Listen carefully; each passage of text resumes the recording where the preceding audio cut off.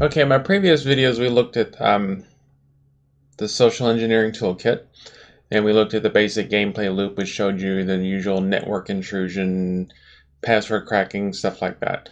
So this bounty that I have up here on the screen, the finding the problematic soldier of fortune's recruitment officer, this bounty is going to show us another type of tool that we can use in Nite Team, and another thing that makes it such a unique game. So what we have is we need to find the soldier of fortune's recruitment officer, and what we're given is the coordinates for where that person's car is, or where their car was last seen, and their license plate number, which is 79875. So what we're going to do is I'm going to bring up the satellite tracker, and imagery intelligence active. Type in the coordinates that we were given. Sorry about the loud clicking, I love my mechanical keyboard though. So we're going to go, and then we should be brought up to a map.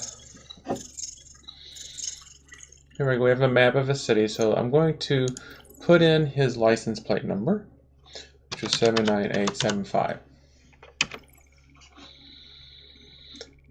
And then the satellite's going to locate the car. And he's going to drive aimlessly around. So what I'm looking for is we need to find out where he is when he goes near one of these cell phone towers. We'll be able to access his phone, but we can't do that until we've got a back door into yamtel.com. Connection completed. Now luckily I had already done that. I already had a connection to yamtel.com from breaking into their back door in a previous mission. So as you'll see, when he gets close to this cell tower, then I can ping it, and it'll show me all the cars that have passed that cell tower recently. Now obviously that doesn't help us because that's a lot of different cars. So we have to wait for him to go past another cell tower, or to go past this cell tower again, I believe.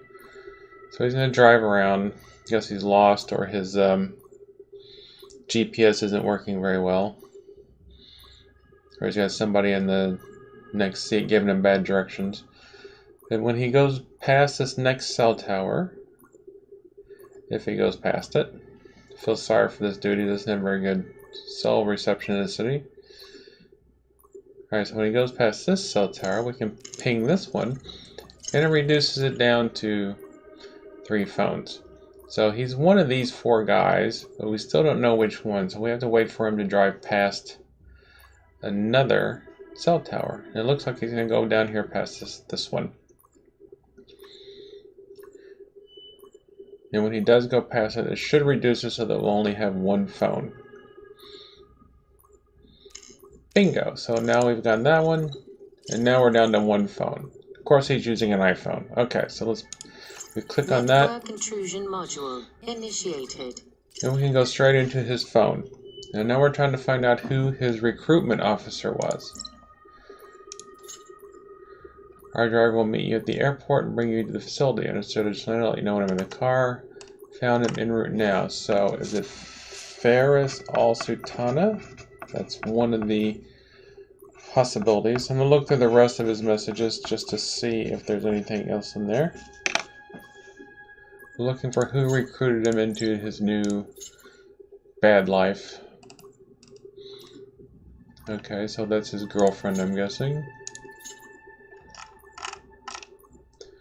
Enjoy your prey house tonight. Nothing major, I don't feel get the action soon. Or soon action will find you soon enough. Just sit back. Okay, so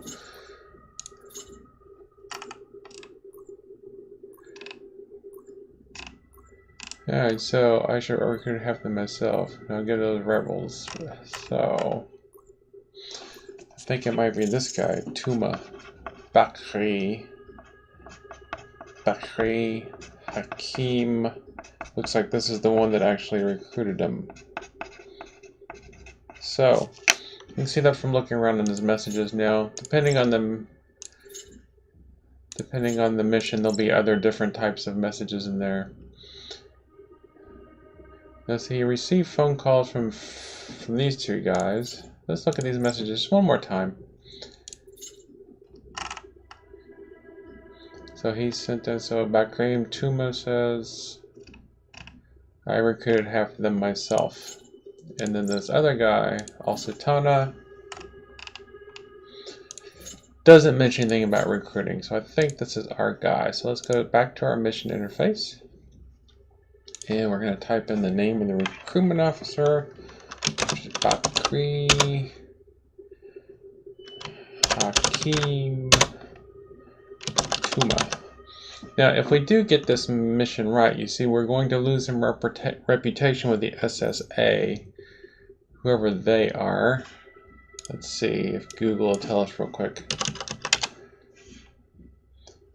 Well, it's obviously not the Social Security Administration.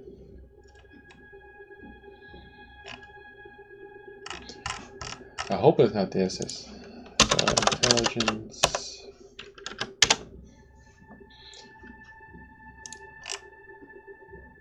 Alright, looks like it's the South African National Intelligence Agency. Yeah, it's the South African National Intelligence Agency. So I'm going to lose reputation with South Africa, but I'll gain access with the other group. So if that's even the right guy. So let's see. And yes, it was the right guy. And now as you can see, I've gained 100 reputation with this agency and lost 100 reputation with that agency. Don't know what that's going to affect in the game yet. I haven't seen it affect anything. Maybe in the future it'll affect things, or maybe it affects the bounties I get offered later on.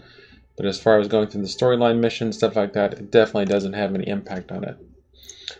Now, you didn't get to see me hack into the Yamtel wireless service here, but if you go back and look at the network intrusion video, you'll see the steps that are involved in hacking into a network. If I had not already had that VPN connection, then when I loaded up that satellite map and I saw that Yamtel.com was the service provider for that area, I just would have had to go over into another window, done all that hacking stuff, and then come back to the satellite thing and start over.